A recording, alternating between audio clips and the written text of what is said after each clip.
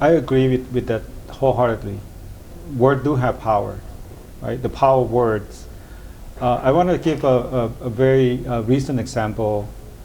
During the height of COVID, this is before even the lockdown of last year, the incident took place here in Orange County at one of our local high school. I think it was during the International Week. And people come in and dress up in their own cultural garment and stuff like that. So I believe at this high school, there was a Vietnamese attire, folks dressing in Vietnamese attire walking to the gymnasium for this assembly. And unfortunately, these two young women recorded themselves shouting COVID-19. And that, talking about social media clips, that clip went viral. And it went viral all the way to Vietnam. Wow. So unfortunately, the two young women who have posted that video got death threat from all over the world, literally. So our agency responded to that, and myself and my other colleague were on campus waiting to speak with this young woman who have made mistake. And literally they made mistake because of their ignorance and of their lack of experience. So I was waiting to speak with them. There was another student that came in asking to speak with us. And that student was a vice president of Vietnamese Student Association. And I'm thinking like, oh my gosh, why? Why would this, maybe she wanted to come in and talk about like, you need to punish this student more and so forth. But having conversation with this young woman from the Vietnamese Students Association, her plea was, I want to meet with this student who made mistake. I want to teach them about my culture. And I also want to understand why they make those type of comments. So she really demonstrating about when people make mistake, do we allow ourselves to call them in so we could educate them? Long after this incident, we're still going to be neighbors, right? We're still going to live among other people who are different from us. Instead of continue to create that hostile environment, why don't we use that moment to teach and educate others to embrace our diversity? And I was so touched by that. I learned so much from that young woman that day than my whole life, because in my whole life, we were talking about an eye for an eye, right? She was talking about how compassionately we teach others to love one another. And that was such a profound moment for me. I just want to share that. Yeah, thank you. Thì ở đây là nếu mà quý vị nào mà biết trong thời gian năm qua trong thời gian Covid thì có một clip nhỏ và đoạn mình đã lên YouTube và lên Facebook, lên tất cả mọi và về đến Việt Nam luôn. Thì có một cái clip đoạn đường là có hai phải là sinh viên đi, thì là hai bé hình như như cha không nhớ rõ, là có hai người đang mặc đồ chiếc áo dài right? Thì có hai người khác lại la lên là chữ Covid, là nói là họ là người giống như nói là người Việt Nam, thì họ nói họ dùng chữ Covid là họ đã ám chỉ là hai người kia là nạn nhân của Covid, hay là một người mà đã create ra Covid. Thì một cái clip đó nó rất là kỳ thị. Tuy là hai bé đó, tại vì thực sự mà nói là hai bé đó cũng là sinh viên rất là trẻ, họ không có đủ mà cái mình nói là một cái hiểu biết về cái chữ đó. Họ chỉ nghe những người không biết họ nghe từ đâu, mình không nói được là từ đâu, nhưng mà họ nghe chung mình có thể là cái sự kỳ thị đó nó bắt đầu từ đó ra. Thì sau khi khoảng thời gian đó là họ đã lên báo lên tất cả mọi nơi. Thì ở đây là ông Don là mình là CEO của Human Relation của OC chúng ta, thì ổng là một người mà phải kiểm soát khi mà có cái chuyện crime như thế nào thì ổng phải coi chừng như thế nào, thì ổng được nói chuyện với là hai cái người mà đã la lên chữ Covid, thì ổng là người nói chuyện với người đó. Nhưng mà trong thời gian phán xử như thế nào đó Thì cái cô bé mà trong hội sinh viên của chúng ta, thì Chelsea rất cảm ơn cô ta đã đến nói chuyện với ông Don. Thì cô ta là nói cô ta muốn gặp gỡ hai cái người kia, không phải là gì ân hận hay gì hết, nhưng mà cô ta muốn dạy dỗ, muốn chỉ dạy cho hai cái bé kia là cái truyền thống của người Việt Nam như chúng ta của chúng ta như thế nào.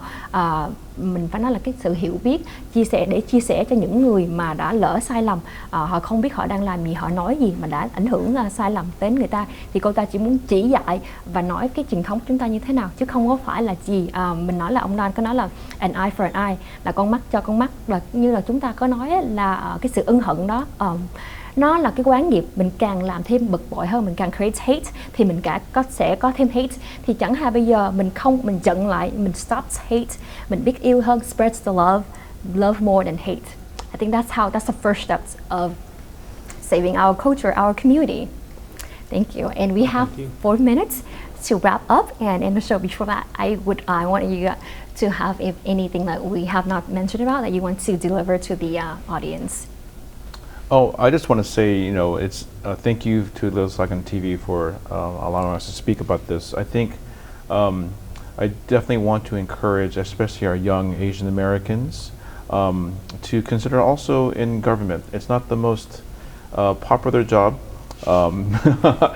but because Asian Americans, they want to always focus on the most common, very jobs that have high esteem.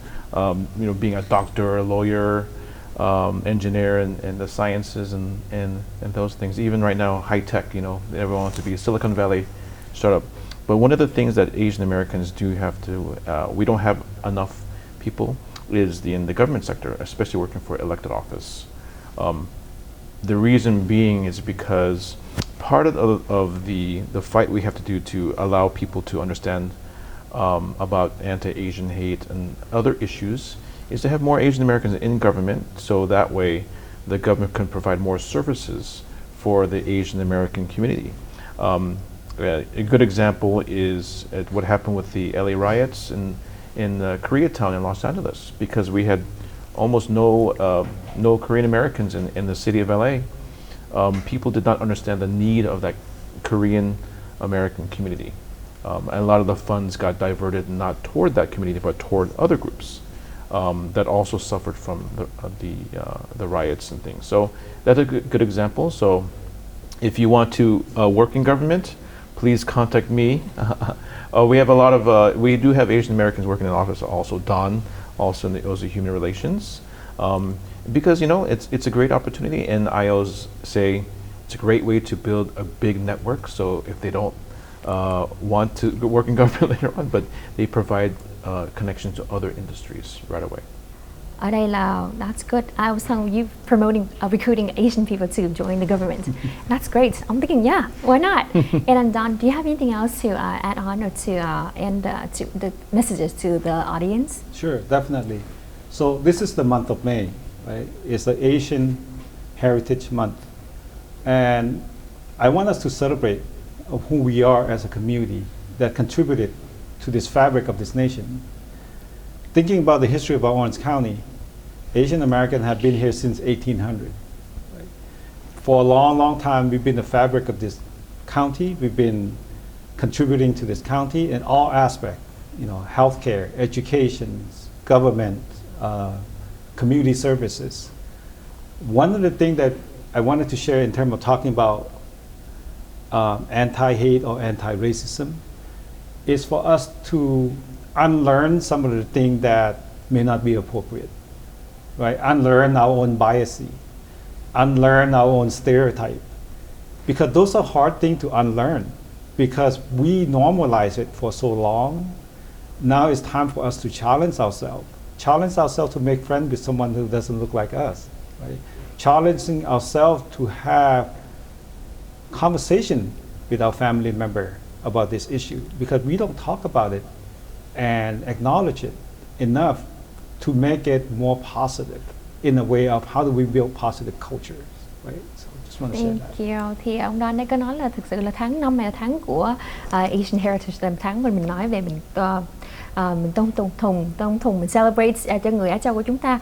Thì ở đây là mình, tại vì Chelsea không có đủ thời gian để mình nói hết, thì ở đây là ông Don có nói là mình nên tìm hiểu cái culture, cái cách sống của người khác như thế nào để mình tiếp thu thêm. Thì bây giờ thực sự luôn là rất cảm ơn quý vị khán giả rất nhiều. Thì trước khi mình chia tay chương trình thì Chelsea cũng mời go ahead say bye to the audience. Thank you so much for having us here.